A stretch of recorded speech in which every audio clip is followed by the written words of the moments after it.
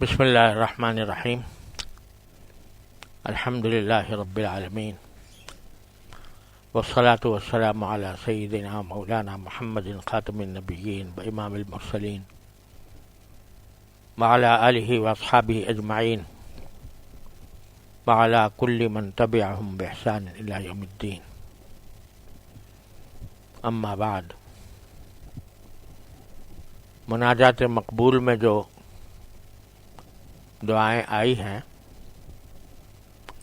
وہ یا تو قرآن کریم سے ماخوذ ہیں یا نبی کریم سرور عالم صلی اللہ علیہ وسلم سے ماثور ہیں. انہی کا بیان چل رہا ہے. تو پچھلی مرتبہ سورہ طٰہٰ کی آیت تھی رب اشرح لی صدری ویسر لی امری واحلل عقدۃ من لسانی یفقہوا قولی. اس پر میں نے کچھ گزارشات پیش کی تھیں. اللہ تعالیٰ اپنی رحمت سے اس دعا کو ہمارے لیے قبول بھی فرمائے اور اس کو ہر ضروری موقع پر یہ مانگنے کی بھی توفیق عطا فرمائے. اب اسی سورہ طٰہٰ میں جو آگے مناجات مقبول میں دوسری دعا لکھی ہوئی ہے، بہت مختصر سی ہے لیکن بڑی ضرورت کی ہے. وہ ہے رب زدنی علما، اور یہ بھی ان دعاؤں میں سے ہے جو اللہ تبارک و تعالی نے نبی کریم صلی اللہ علیہ وسلم کو دعا کرنے کا حکم دیا. یعنی وقل، یہ فرمایا کہ کہو، یعنی یہ دعا مانگا کرو کہ رب زدنی علما، جس کے معنی یہ ہے کہ اللہ مجھے علم میں زیادتی عطا فرما، علم میں میرے اضافہ فرما، میرے علم میں ترقی عطا فرما. اور آپ ذرا یہ اندازہ کریں کہ اس کائنات میں نبی کریم سرور عالم صلی اللہ علیہ وسلم سے زیادہ علم رکھنے والا کوئی اور نہ ہے نہ ہو سکتا ہے. سید الاولین والآخرین، علوم الاولین والآخرین سب جمع فرمائے گئے نبی کریم سرور عالم صلی اللہ علیہ وسلم کے اندر. ان کو یہ فرمایا جا رہا ہے کہ یہ دعا کرو کہ اے میرے پروردگار، میرے علم میں اضافہ کرتے رہیے. اور یہ اس سے پہلے جو آیت کریمہ جو جس طرح ہے، اس سے پہلے جو الفاظ ہیں فتعال اللہ الملک الحق ولا تعجل بالقرآن من قبل ان یقضى الیک وحیہ، ایسے ہی ہے، من قبل ان یقضى الیک وحیہ وقل رب زدنی علما. تو ایک طرف تو اللہ تبارک و تعالیٰ نے اس آیت کو شروع کیا ہے اپنی برتری ظاہر کرنے کے لیے. فتعال اللہ ملک الحق، بڑی اونچی شان ہے جس کی سلطنت ہی برحق ہے، اس کی شان جس کی سلطنت ہی برحق ہے. تو اس شان بیان کرنے کے بعد فرمایا کہ ولا تعجل بالقرآن من قبل ان یقضى الیک وحیہ. جب نبی کریم صلی اللہ علیہ وسلم پر حضرت جبریل علیہ السلام وحی لے کر آتے تھے تو بعض اوقات قرآن کریم کی طویل طویل آیتیں ہوتی تھیں. تو نبی کریم صلی اللہ علیہ وسلم شروع میں یہ اس خیال سے کہ کہیں میں بھول نہ جاؤں، وہ الفاظ دہراتے رہتے تھے جو جبریل علیہ السلام لے کر آتے تھے. اس کی وجہ سے آپ پر بوجھ بھی زیادہ پڑتا تھا کہ ایک طرف سن رہے ہیں وحی کو، دوسری طرف اس کو یاد فرما رہے ہیں، دل میں دہرا رہے ہیں، بوجھ پڑتا تھا. تو اللہ تبارک و تعالیٰ نے اس کی وجہ سے یہ فرمایا کہ تم یہ جو قرآن نازل ہوتا ہے تو جلدی جلدی مت پڑھا کرو، جب تک کہ وحی پوری نازل نہ ہو جائے. اور ساتھ یہ فرمایا کہ یہ کہا کرو کہ رب زدنی علما، یعنی آرام سے سنو اور جب پوری وحی مکمل ہو جائے تو پھر اللہ سے ہی مانگو کہ یا اللہ میرے علم میں اضافہ کر دیجیے. تو یہ دعا کرنے کی آپ نے اللہ تبارک و تعالی نے تلقین فرمائی. سورہ قیامہ بھی اس بات کا ذکر آیا ہے، اور وہاں اللہ تبارک و تعالی نے اطمینان دلا دیا ہے نبی کریم صلی اللہ علیہ وسلم کو کہ اطمینان یہ دلا دیا ہے کہ لا تحرک به لسانک لتعجل به ان علینا جمعہ وقرآنہ. آپ یہ اپنی زبان کو حرکت نہ دیا کریں جلدی سے یاد کرنے کی خاطر. کیوں؟ اس لیے کہ ان علینا جمعہ وقرآنہ، ہماری ذمہ داری ہے کہ وہ آپ کو یاد کرائیں گے اور ہم ہی آپ کو پڑھوائیں گے، پھر اس کی تشریح بھی ہم کریں گے. ثم ان علینا بیانہ. تو ان سب باتوں سے آپ بے فکر ہو کر وحی سن لیا کریں.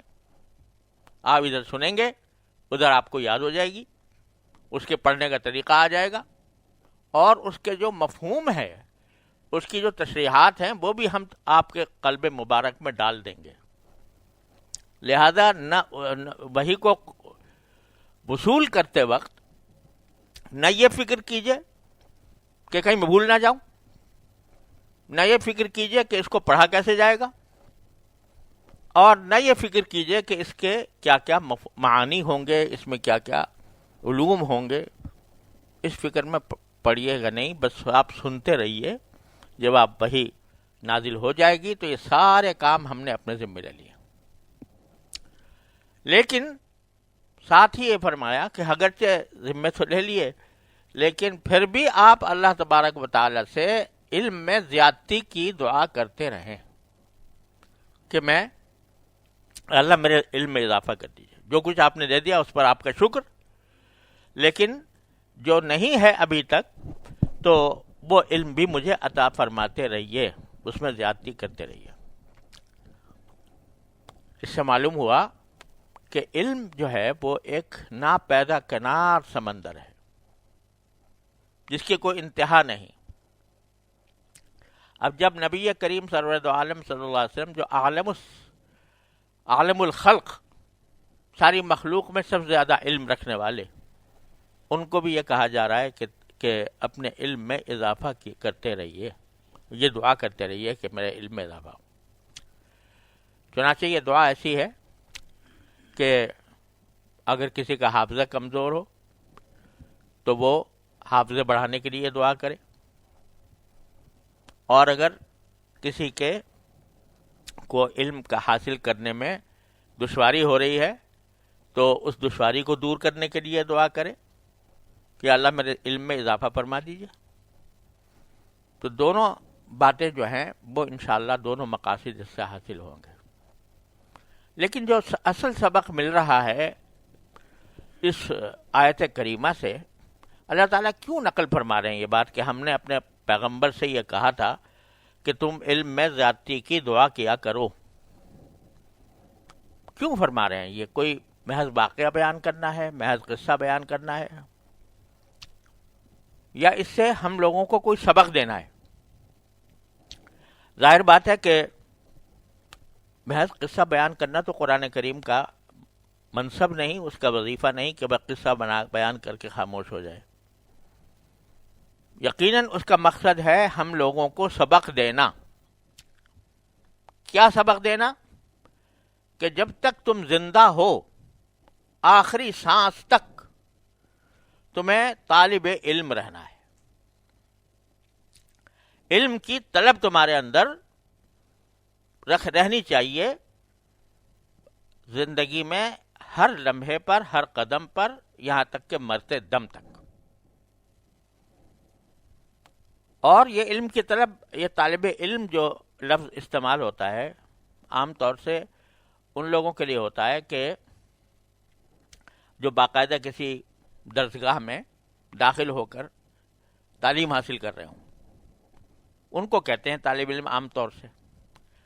لیکن حقیقت میں طالب علم ہر انسان کو ہونا چاہیے، چاہے وہ باضابطہ کسی درسگاہ میں پڑھ رہا ہو یا نہیں پڑھ رہا ہو، کچھ اور بھی کر رہا ہو، کسی اور مشغلے سے وابستہ ہو، لیکن علم کی اس کو ضرورت ہے، اور علم ہی در حقیقت اس کو بالآخر حاصل کر کر کے اس کو نجات حاصل کرنی ہے، دنیا میں بھی اور آخرت میں بھی. تاجر ہے تو، ملازم ہے تو، مدرس ہے تو، کاشتکار ہے تو، گھر بار چلانے والا ہے یا چلانے والی ہے تو اس کو ہر وقت علم کی طلب ہونی چاہیے. یہ پیغام دیا جا رہا ہے کہ یہ علم کی طلب کبھی ختم نہ ہونی چاہیے. اب سب سے پہلے جو طلب علم ہر انسان کے ذمے فرض عین ہے، اس طرح فرض ہے جیسے نماز فرض ہے، جیسے روزہ فرض ہے، جیسے زکوٰۃ فرض ہے، جیسے حج فرض ہے، اسی طرح علم حاصل کرنا بھی ہر انسان کے ذمے فرض ہے. طلب العلم فریضۃ علی کل مسلم، قرآن شریف نبی کریم صلی اللہ علیہ وسلم نے ارشاد فرمایا. تو اس سے مراد یہ نہیں ہے کہ پورے 8 سال کا کورس کرنا ضروری ہے ہر مسلمان کو، بلکہ مقصد یہ ہے کہ جتنا علم اس کو دین کے مطابق زندگی گزارنے کے لیے ضروری ہے، اس کا علم حاصل ہونا اس کے ذمہ فرض ہے، اس کا حاصل کرنا اس کے ذمہ فرض ہے. اب دیکھو کہ اس کا مطلب کیا نکلا کہ آدمی کو، ہر مسلمان کو بغیر کسی استثناء کے، اس کو نماز کے مسائل کا علم ہونا چاہیے. ٹھیک ہے، نماز پڑھتے ہیں ماشاءاللہ، لیکن کیا علم ہے نماز کا کہ نماز کے اندر کتنے فرائض ہیں جن کے بغیر نماز ہی نہیں ہوتی؟ کتنے واجبات ہیں کہ اگر وہ غلطی سے چھوٹ جائیں تو سجدہ صاحب سے تلافی ہو جاتی ہے؟ کتنی سنتیں ہیں کہ ان پر عمل کرنا چاہیے لیکن اگر چھوٹ گئی تو نماز فاسد نہیں ہوتی؟ کتنے مستحبات ہیں جو کریں تو ثواب ہے، نہ کریں تو کچھ نقصان نہیں ہوتا؟ نماز ان سب پر مشتمل ہے. کچھ اس سے فرض ہیں، کچھ اس سے واجب ہیں، کچھ سنت ہیں، کچھ مستحب ہیں.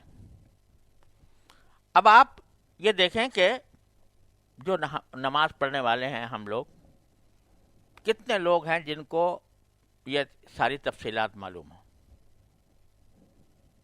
کہ فرض کتنے ہیں، واجب کتنے ہیں، سنتیں کتنی ہیں، مستحبات کتنے ہیں. ہر ایک شخص اپنے گریبان میں منہ ڈال کے دیکھ لے. کیونکہ یہ علم نہیں ہے، اس واسطے بعض اوقات نماز نہیں ہوئی اور سمجھ رہے ہیں کہ ہو گئی. بعض مرتبہ نماز ہو گئی، سمجھ رہے ہیں کہ نہیں ہوئی. بعض مرتبہ سجدہ صاحب واجب ہو گیا، لیکن پتہ نہیں کہ بھائی واجب تھا یہاں پر، بغیر سجدہ صاحب کے نماز پڑھ لی. بس ایک روٹین ہے جو چلی جا رہی ہے، جس طرح کھڑے ہو گئے بس پوری نماز پڑھ لی. کچھ اس کی تفصیلات کا علم نہیں، حالانکہ یہ اس علم میں داخل ہے کہ جس کا جاننا ہر مسلمان کے ذمے فرض عین ہے. اب بہت سے لوگ پوچھتے ہیں جی کہ میں سبحان ربی العظیم پڑھنا بھول گیا رکوع میں نے سبحان ربی الاعلیٰ پڑھ دیا، تو نماز ہوئی کہ نہیں ہوئی؟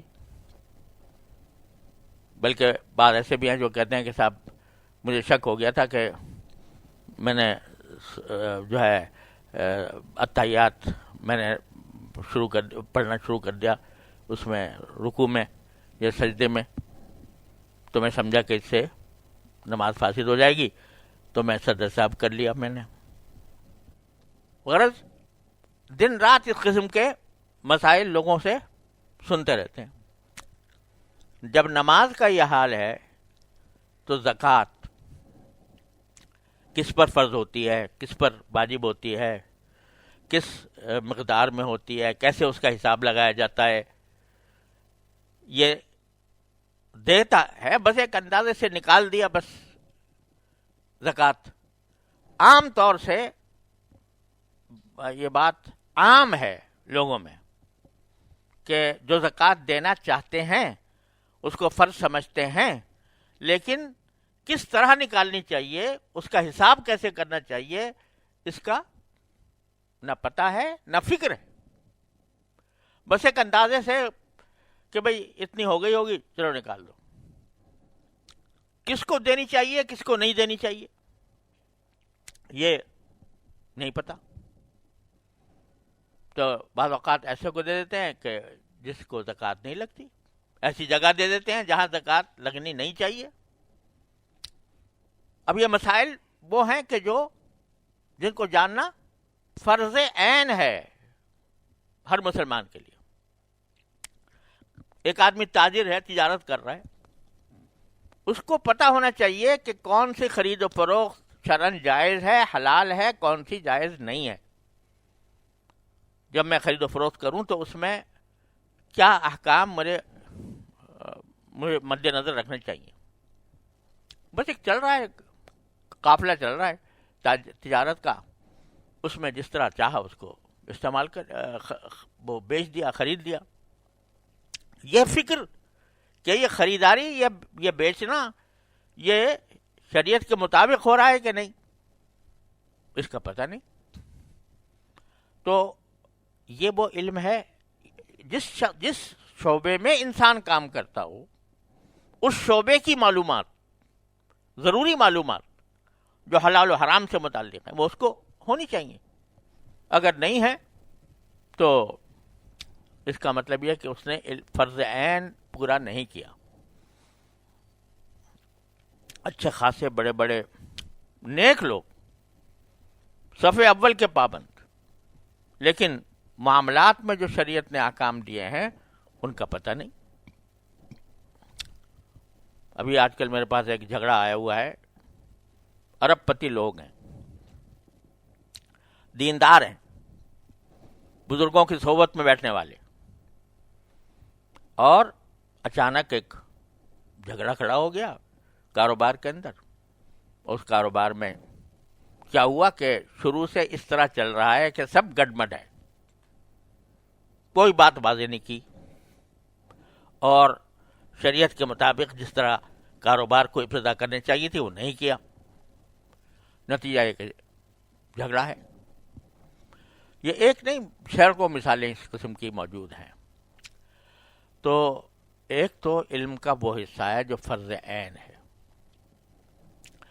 دوسرا جو ہے یہ جو کہا جا رہا ہے کہ اللہ میرے علم میں اضافہ فرمائیے, یہ اصل میں کچھ ذہن یوں جاتا ہے واللہ عالم کہ فرض عین کے بعد اضافے کا ذکر ہے نا, میرے علم میں اضافہ فرمائیے, جس کا مطلب یہ کہ جو فرض عین ہے وہ تو حاصل ہے پہلے سے, اب اس کے بعد اور مانگا جا رہا ہے اور دیجیے. یہ طلب علم جو ہے یہ مرتے دم تک جاری رہنی چاہیے کہ آدمی کو کے دل میں یہ طلب ہو کہ ہر وقت میرے علم میں کچھ اضافہ ہو. جب یہ طلب لگ جاتی ہے تو پھر انسان کو چین نہیں آتا. میرے والد ماجد رحمۃ اللہ علیہ, اللہ تعالیٰ ان کے درجات بلند فرمائیں, وہ ہم سے پوچھا کرتے کہ بتاؤ طالب علم کی تعریف کیا ہے. تو ہم ایسے جو معنی ظاہری ہیں بتا دی کہ علم, کہا کہ میرے نزدیک طالب علم کی تعریف یہ ہے کہ وہ شخص کہ جس کے دماغ میں ہر وقت کوئی نہ کوئی مسئلہ چکر کاٹ رہا ہو, وہ ہے طالب علم. کہ میں فلاں کام کر رہا ہوں وہ درست ہو رہا ہے یا نہیں ہو رہا, وہ اللہ تعالیٰ کو راضی کرے گا یا ناراض کرے گا, وہ حلال ہوگا یا حرام ہوگا. اور اگر یہ صورتحال پیش آ جائے تو اس میں کیا کرنا چاہیے؟ جس کے دماغ میں ہر وقت یہ طلب موجود ہو کہ مجھے بنا چکر کاٹ رہا ہو، اس کے دل میں ایک سوال کوئی نہ کوئی چکر کاٹ رہا ہو، یہ طلب علم ہے جس کو کہا جاتا ہے من المہد الی اللحد، کہ جو بچپن کا جو جھولا ہوتا ہے بچوں کا، اس سے لے کر لحد تک یعنی قبر تک جاتی ہے، آخر وقت تک وہ آدمی کو یہ طلب رہنی چاہیے۔ ہمارے حضرت والا حضرت ڈاکٹر عارفی صاحب، ڈاکٹر عبدالحی صاحب عارفی قدس اللہ تعالیٰ سرہ، اللہ تعالیٰ ان کے درجات بلند فرمائے، وہ باقاعدہ درس نظامی نہیں پڑھا تھا انہوں نے، لیکن ہمیشہ اپنے آپ کو طالب علم فرماتے تھے، میں طالب علم ہوں۔ حضرت تھانوی رحمۃ اللہ علیہ وہ فرماتے تھے کہ میں اللہ تعالیٰ کے بھروسے پر کہتا ہوں کہ سارے دنیا کے عقلاء، عقل مند لوگ، وہ جمع ہو کر آ جائیں اور شریعت کے کسی بھی مسئلے پر کوئی اشکال پیش کریں تو یہ بندہ 2 منٹ میں ان کو لاجواب کر سکتا ہے۔ الحمدللہ ساری دنیا کے عقلاء جمع ہو کر شریعت کے کسی مسئلے پر اشکال کریں تو یہ بندہ 2 منٹ میں ان کو لاجواب کر سکتا ہے۔ پھر فرمایا میں تو ایک طالب علم ہوں، علماء کی تو بڑی شان ہے، میں تو ایک طالب علم ہوں، ہمیشہ اپنے آپ کو طالب علم کہا اور سمجھا۔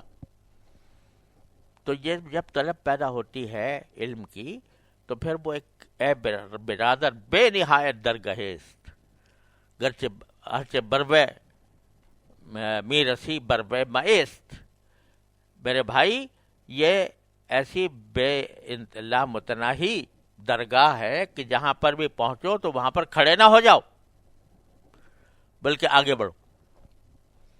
تو یہ چاہے عامی آدمی ہو، چاہے عالم ہو، چاہے پڑھ رہا ہو یا نہ پڑھ رہا ہو، اس کے دل میں یہ فکر ہونی چاہیے کہ میرے علم میں اضافہ ہو۔ اور مثلا ایک تو بہرحال جو باقاعدہ درس نظامی وغیرہ پڑھتے ہیں ان کے دل میں بھی ہونی چاہیے، اور ایک عام آدمی کے اندر بھی یہ ہونی چاہیے۔ ایک تو یہ کہ یہ جتنے فرائض واجبات ہیں ان کے بارے میں اس کو پتہ ہو، پھر یہ کہ یہ جو جتنا علم ہے در حقیقت علم کی حقیقت آتی ہے صحبت سے، صرف جان لینے سے کام نہیں چلتا بلکہ صحبت سے آتی ہے۔ وہ صحبت چاہے اس طرح ہو کہ بھئی بزرگوں کے پاس آدمی رہے، ان کے ساتھ ان کی باتیں سنے، ان کا طریقہ دیکھے، ان کے رویے سے کے اوپر نظر رکھے، پھر اس کی نقل اتارے۔ اسی طرح بزرگوں کے حالات پڑھنا، سوانح پڑھنا، ان کے ملفوظات پڑھنا، اس سے بہت بڑا علم حاصل ہوتا ہے۔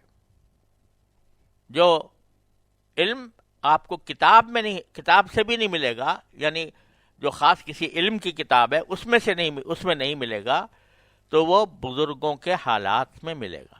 سیرت طیبہ، اب آپ دیکھو سر، اس وقت چونکہ اور حضرات بھی سن رہے ہوں گے کہ آدمی ذرا گریبان میں منہ ڈال کے دیکھے کہ آیا اس نے پوری سیرت طیبہ پڑھی ہے؟ یعنی نبی کریم سرور دو عالم صلی اللہ علیہ وسلم کی ولادت سے پہلے، ولادت سے لے کر وفات تک جو 23 سالہ زندگی ہے وہ پوری طرح پڑھ کر اپنے دل میں محفوظ کی ہے؟ مکی زندگی کیسی تھی، کس طرح گزری تھی، صحابہ کس طرح مسلمان ہوئے تھے، ہجرت کیسے فرمائی تھی، جنگیں کیسے لڑی تھیں، آخرکار اللہ تعالیٰ نے مکہ مکرمہ کیسے فتح فرمایا تھا، ساری تفصیلات پوری اول سے لے کے آخر تک کتنے مسلمانوں نے پڑھی ہوں، لیکن کوئی دھیان نہیں ہے۔ تو نتیجہ یہ کہ سیرت طیبہ سے بے خبر ہے، اور اتباع سنت جو در حقیقت سیرت طیبہ سے حاصل ہوتا ہے، نبی کریم صلی اللہ علیہ وسلم کی سیرت طیبہ سے اتباع سنت کی توفیق ملتی ہے، وہ جب پڑھی ہی نہیں، اس کے بارے میں معلومات ہی نہیں، تو پھر کیسے وہ آدمی اپنی زندگی کے اندر اس سیرت کو اپنائے گا؟ کیسے اتباع سنت کی فضیلت اس کو حاصل ہوگی؟ بس چند چیزیں ہیں جو عام طور سے مشہور ہو گئی ہیں سنت کی، کہ بھئی آدمی جو ہے بذاقتہ جو ہے اس کی مسلمان جیسی ہو، داڑھی ہو، وغیرہ وغیرہ، یہ چیزیں. لیکن سنت صرف اس میں منحصر تو نہیں ہے. سنت میں تو نبی کریم صلی اللہ علیہ وسلم کے تمام معاملات، معاشرت، اخلاق اور معاشرت اور معاملات، بیوی بچوں کے ساتھ معاملات، گھر والوں کے ساتھ معاملات، پڑوسیوں کے ساتھ معاملات وغیرہ، یہ ساری باتیں سیرت طیبہ کے اندر داخل ہیں. کتنا حلم تھا آپ کے اندر، کتنی بردباری تھی، کتنا آپ لوگوں کے ساتھ آپ کا حسن سلوک تھا، کس طرح آپ وعدے کا ایفا فرماتے تھے، کس طرح آپ عہد کی پابندی فرماتے تھے، یہاں تک کہ کافروں کے ساتھ بھی. یہ ساری باتیں نگاہوں سے اوجھل ہیں، اور اس لیے ہم اپنی زندگی میں ان کو اپنا نہیں رہے. تو کتنے لوگوں نے پڑھی ہوگی سیرت طیبہ، خلفائے راشدین کی سیرت، صحابہ کرام رضی اللہ تعالی عنہم اجمعین، یہ سب نبی کریم صلی اللہ علیہ وسلم کی سیرت کے ترجمان تھے. ان کی زندگی در حقیقت تشریح ہے سیرت طیبہ کی. ان کے حالات کتنے بڑے، حضرت صدیق اکبر کے، حضرت فاروق اعظم کے، حضرت عثمان غنی کے. میں علماء کی بات نہیں کر رہا، میں عام آدمی کی بات کر رہا ہوں. عام آدمی کو پتا ہے کہ ان حضرات کی زندگی کس طرح گزری، کس طرح وہ حکومت کرتے تھے، کس طرح وہ ایک دوسرے کے ساتھ معاملات کرتے تھے. یہ سارا میدان ہے علم کا جو کھلا ہوا ہے، اور الحمدللہ علماء کرام نے کوئی کسر نہیں چھوڑی ہے کہ ان سب چیزوں کے لیے کتابیں لکھ کر، اپنی زندگیاں کھپا کر یہ سب کچھ لکھ کے چلے گئے ہیں ہمارے آپ کے لیے. اور وہ پکی پکائی روٹی ہے ہمارے پاس، صرف اس کو کھانے کی دیر ہے. جن لوگوں نے علم حاصل کرنے کے اندر مشقتیں اٹھائی ہیں، تکلیفیں جھیلی ہیں، فاقے برداشت کیے ہیں، تب جا کر یہ معلومات ساری جمع ہوئی ہیں. ہمارے پاس تو پکی پکائی شکل میں موجود ہے. بس صرف یہ ہے کہ ہم اس کو کھا لیں، اٹھا کے نوالہ بنا کے کھا لیں. تو وہی نہیں ہو رہا. اور سارے دھندے ہیں، اور سارے کام ہیں، اور سارے مشغولیات ہیں، تجارت بھی ہے، زراعت بھی ہے، ملازمت بھی ہے، سبھی کچھ ہے. لیکن کوئی وقت اتنا نکال لے آدمی کہ اپنے علم میں اضافہ کرے، جو فرض عین ہے اس میں بھی، اور جو فرض عین سے زیادہ ہے اس میں بھی، کہ آدمی کچھ وقت نکال لے، میں اپنے علم میں اضافہ کروں گا. اس میں کوئی مطالعہ کرے سیرت کا، صحابہ کرام کی کیا حالات زندگی، بزرگان دین کے حالات زندگی. علم در حقیقت ان کی صحبت سے آتا ہے، اور جب صحبت میسر نہ ہو تو ان کے ملفوظات سے، ان کے ارشادات سے، ان کی سوانح سے حاصل ہوتا ہے. ہمارے حضرت پالا حضرت حکیم الامت قدس اللہ تعالیٰ سرہ ہمیشہ فرماتے تھے کہ بھئی اصل چیز تو یہ ہے کہ کسی کی صحبت میسر ہو اللہ والے کی. اگر کسی کو وہ میسر نہیں ہے تو اس کے قائم مقام ہے بزرگان دین کی سوانح اور ان کے ارشادات، ملفوظات. یہ صحبت کے قائم مقام ہو جاتے ہیں. صحبت کے قائم مقام ہو جاتے ہیں. کیوں؟ اس لیے کہ صحبت سے کیا فائدہ حاصل ہوتا ہے؟ صحبت سے فائدہ حاصل ہوتا ہے کہ مجھے پتا تو ہے کہ نماز فرض ہے، اور یہ بھی پتا ہے کہ نماز میں خشوع ہونا چاہیے، لیکن پیدا نہیں ہو رہا. تو جب کسی خشوع والے کے ساتھ رہیں گے، اس کا انداز نماز دیکھیں گے، اس کے حالات کو نظر سے آئیں گے تو وہ جو علم تھا، یعنی زبانی طور پر جو محض نظریاتی علم تھا کہ نماز میں خشوع ہونا چاہیے، وہ پھر عمل کی طرف بڑھے گا۔ صحبت کا فائدہ یہ ہوتا ہے۔ تو جب صحبت میسر نہ ہو تو بزرگان دین کے حالات اور سوانح یہ ہیں جو اس صحبت کے قائم مقام ہو جاتے ہیں، کیونکہ ان کے واقعات ہوتے ہیں، اس میں اس واقعات سے میں ایک نور ہوتا ہے، وہ نور علم جو ہے وہ ان واقعات سے پھوٹتا ہے اور پھوٹ کر پھر انسان کی زندگی پر اثر انداز ہوتا ہے۔ وہاں صرف نظریاتی تقریریں نہیں ہوتی ہیں ان کے سوانح میں یا ان کے ملفوظات میں، صرف ایسی نہیں ہوتی کہ بھئی ایک نظریاتی تقریریں کر لی، بلکہ اس کے اندر یہ نور ہوتا ہے، ان کے عمل کا نور ہوتا ہے، وہ منتقل ہوتا ہے انسان کے اندر، انسان کے روح پر اثر انداز ہوتا ہے۔ تو اس کو آدمی بنا، میں تو حیران ہوتا ہوں کہ آج کل ہمارے طلباء جو ہیں جو درس نظامی کے میں پڑھتے ہیں یا جو پڑھاتے بھی ہیں، ان کو ان کا علم نہیں ہے، تو الفاظ رٹ لیے ہیں، کچھ سبق پڑھا دیا، پڑھ لیا، لیکن پتہ نہیں ہے کہ اس علم کو عمل میں لانے کے لیے جو طریقہ ہے وہ بزرگوں کی صحبت سے حاصل ہوتا ہے۔ کس طرح ان بزرگوں نے اپنی زندگی گزاری ہے، ان کے حالات زندگی سے واقفیت نہیں ہے۔ سب نام لیتے ہیں، حضرت نانوتوی کا، حضرت گنگوئی کا، حضرت تھانوی کا، کتنے لوگوں نے پڑھی ہوگی کہ ان کے حالات زندگی اور ان کے ملفوظات۔ تو یہ وجہ کیا ہے کہ طلب نہیں ہے علم کی۔ جب ایک مرتبہ طلب لگ جاتی ہے تو پھر اس کے بعد جو ہے وہ طلب خود بڑھاتی ہے آگے انسان کو، وہ طلب کبھی ختم نہیں ہونی چاہیے۔ اب میں نے اپنے والد ماجد رحمۃ اللہ علیہ سے سنا، ہمارے حضرت والد صاحب کے استاد تھے حضرت مولانا علامہ انور شاہ صاحب کشمیری رحمۃ اللہ علیہ، بڑے متبحر عالم تھے، اور ہر چیز میں، ہر علم و فن کے اندر بہت اللہ تعالیٰ نے مقام بخشا تھا۔ حضرت والد صاحب فرماتے ہیں کہ ایک رات میں ان کی وفات کی خبر مشہور ہو گئی دیوبند میں، بیمار تھے، تو رات کے آخری حصے میں کہیں ایسے ہی افواہ ہو گئی کہ حضرت کا انتقال ہو گیا۔ تو لوگ جو ہیں دوڑے، ہم بھی کہنے، میں بھی دوڑا، اور جا کے فجر کے متصل فجر نماز پڑھی اور پھر فوراً گھر پر حاضر ہوئے، تو دیکھا الحمدللہ کوئی ایسی چہل پہل نہیں تھی جیسے کسی کی وفات کے موقع پر ہو جاتی ہے۔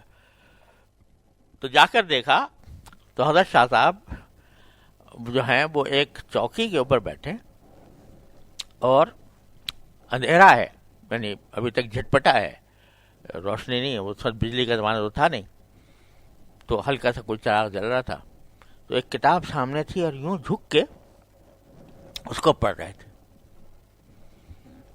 تو حضرت والد صاحب فرماتے ہیں کہ ہمارے ساتھ حضرت مولانا شبیر احمد صاحب عثمانی بھی تھے اور حضرت مولانا مرتضی حسن صاحب رحمۃ اللہ علیہ تھے۔ انہوں نے پوچھا کہ حضرت آپ نے بہت سارے ہمارے مسائل حل کیے، ایک مسئلہ اور حل کر دیں۔ فرمایا کیا؟ کہ یہ بتائیے کہ ایک تو ہمیں یہ بتائیے کہ ایسا کون سا مسئلہ ہے کہ جو ابھی تک آپ کے علم میں نہیں آیا،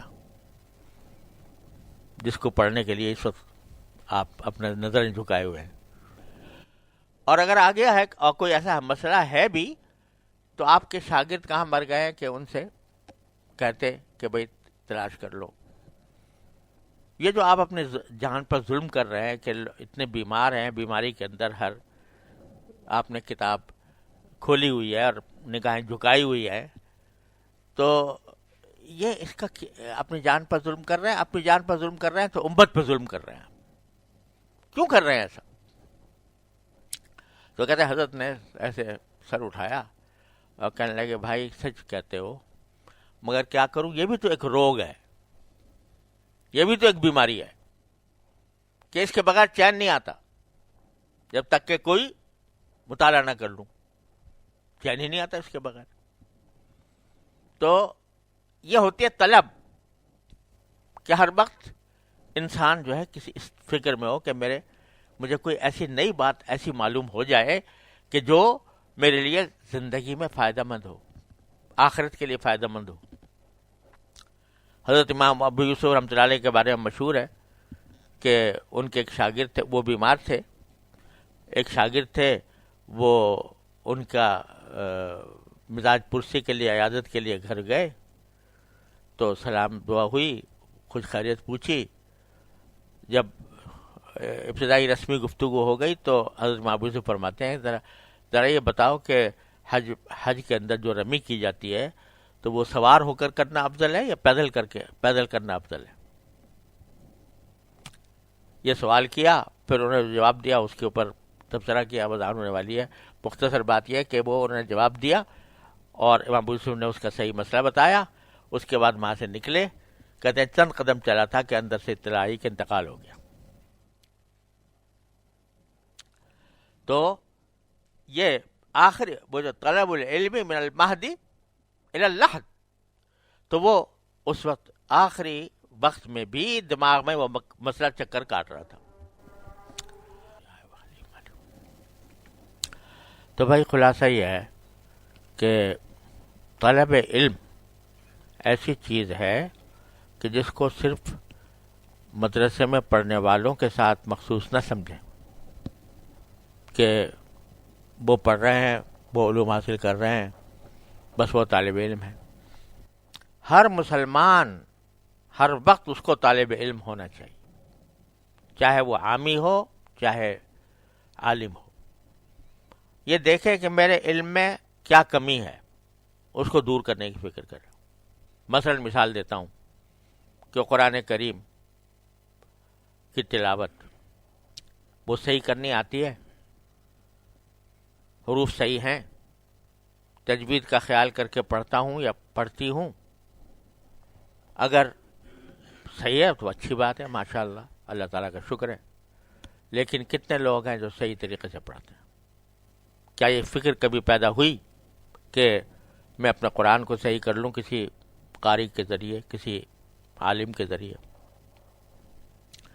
اسی طرح جیسے میں نے عرض کیا نماز کے بارے میں یا زکوٰۃ کے بارے میں، یہ ساری چیزیں تو ہیں ہی، لیکن ساتھ ہی یہ کہ مجھے جو دین کے ہمارے دین کے رہنما ہیں، جو دین کے جن کو اللہ تعالیٰ نے دین کی رشد و ہدایت کے لیے پیدا فرمایا تھا، ان کے حالات زندگی، ان کی سوانح، ان کے ملفوظات، یہ پڑھنے کا کوئی داعیہ دل میں پیدا ہوا نہیں؟ ہوا تو پیدا کرو.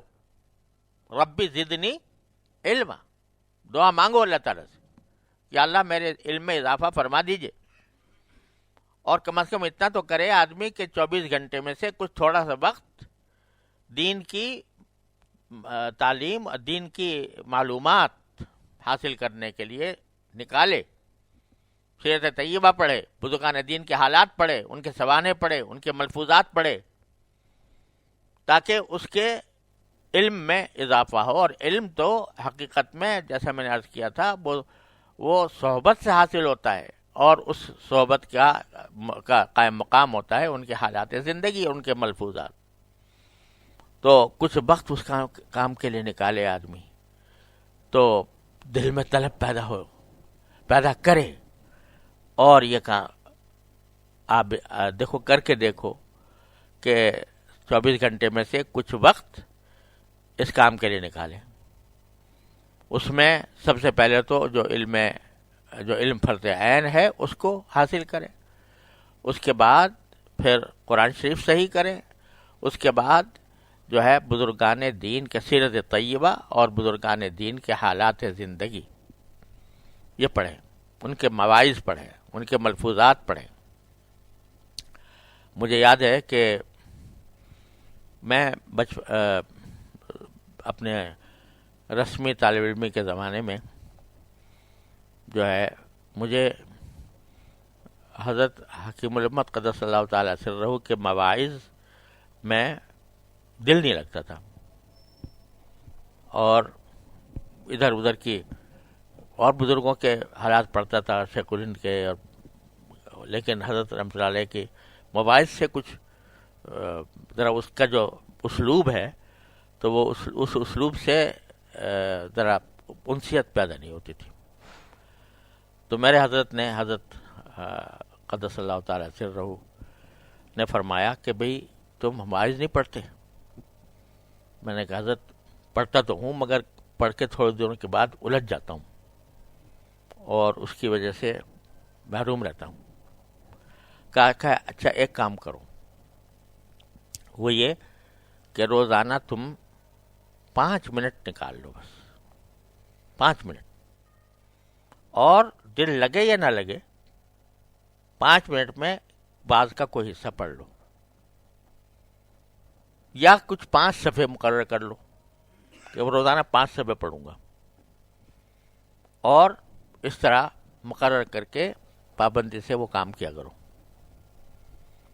تو خیر میں نے حضرت کی تعمیل میں نے دوپہر کو میں کچھ قیلولے کی عادت ہے، تو قیلولے سے پہلے میں نے اپنے پاس حضرت کے مواعظ کا ایک سیٹ رکھ لیا، اور قیلولے سے پہلے میں نے سوچا کہ حضرت نے فرمایا کہ چاہے تم سے ایک سبق پڑھا جائے مگر پڑھو ضرور.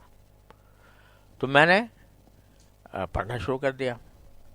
شروع میں وہی بات ہوئی کہ طبیعت جو ہے وہ اس اسلوب سے مانوس نہیں تھی، تو اس واسطے ذرا تھوڑی سی دشواری بھی ہوئی. لیکن پھر اللہ تبارک و تعالیٰ نے ایسا کر دیا کہ حضرت والا کے مواعظ میں اس ارادے سے اٹھاتا تھا کہ بھئی 5 صفحے پڑھوں گا، اور وہ جب 5 صفحے کیا وہ 20 ہو جاتے تھے، 25 ہو جاتے تھے، پھر بھی دل چاہتا تھا اور پڑھتا رہوں، یہاں تک کہ بعض اوقات قیلولے کا وقت ہی نکل جاتا تھا. تو پھر اتنا اس کی ایک یعنی کیا کہنا چاہیے، اس کی لذت، اس کی حلاوت، اس کے اندر جو علوم ہیں ان کا دھیان اس قدر بڑھا کہ الحمدللہ شاید میں نے حضرت کے مواعظ میں سے شاید کوئی واعظ میں نے چھوڑا نہ ہو جو پورا پڑھ نہ لیا ہو. اور چونکہ طالبانہ ایک ذوق ہے کہ وہ میں جب پڑھتا تھا تو اس میں چونکہ حضرت والا جیسے جب مثلا آیات قرآنی کی تفسیر کر رہے ہیں تو وہ ایسی تفسیر ہوتی تھی الہامی کہ ان کی کتابوں میں نہیں ملتی، بیان القرآن میں نہیں ملتی، دوسرے تفاسیر میں نہیں ملتی. تو میں نے اس کے اوپر نشان لگا لیتا تھا کہ یہ الگ اس کو جمع کرنا چاہیے. تو اللہ ان کو جزائے خیر دے. بہت میں نے یہ ہماری احسان اللہ انہوں نے تم نے کیا نا وہ تفسیر کا، تو وہ سارے میں نے نشان لگے ہوئے میں ان کو دے دیے تھے.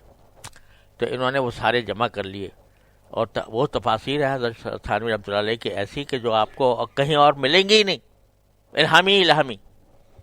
اسی طرح احادیث آتی تھیں تو اس پہ بھی نشان لگا لیتا تھا کہ حدیث کی تفسیر فرما رہے ہیں، تو وہ بھی ان کو دیا تھا. وہ بھی ماشاءاللہ انہوں نے، اور کچھ مجھ سے چھوٹ گئی ہوں گی تو اس کا اضافہ بھی کیا انہوں نے ماشاءاللہ، الگ سے وہ کر دیا کہ انہوں نے تخریج بھی کی ہے ان کی، اس کے اندر جو احادیث آتی ہیں ان کی تخریج اور ان کی ساری ماشاءاللہ. تو غرض یہ ہے کہ اللہ تعالیٰ نے اس میں ایسی کچھ چاشنی پیدا فرما دی کہ میں چھوٹتے ہی نہیں تھے، تو سارے بعض اس طریقے مکمل ہو گئے. تو یہ میں عرض کر رہا ہوں کہ جب آدمی کے اندر طلب پیدا ہو جائے تو وہ چاہے تھوڑا ہی وقت ہو، لیکن اس طلب کے نتیجے میں اس تھوڑے سے وقت میں اللہ تعالیٰ بہت کام کرا دیتے. میری بہت ساری متعدد تصانیف ایسی ہیں کہ جو صرف 15 منٹ روزانہ کی، صرف 15 منٹ،